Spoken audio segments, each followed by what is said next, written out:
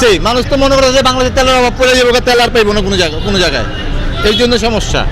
আজকে তো খুব খারাপ অবস্থা, একবারে শাহবাগ থেকে দেখা গেছে 2.5 ঘন্টা পরে এই যে মাত্র আসলাম আমি।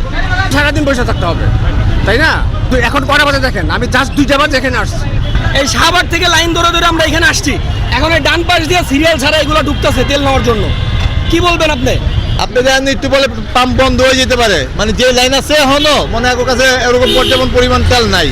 সবাই এখানে হুড়াহুড়ি করে ঢুকতেছে, সাথে তো আমাকেও ঢুকতে হবে, তাহলে তো আমার সারাদিন দাঁড়ায় থাকতে হবে এখানে। কিন্তু আমার তো মনে হচ্ছে সাধারণ মানুষের কৃত্রিম সংকট করতেছি।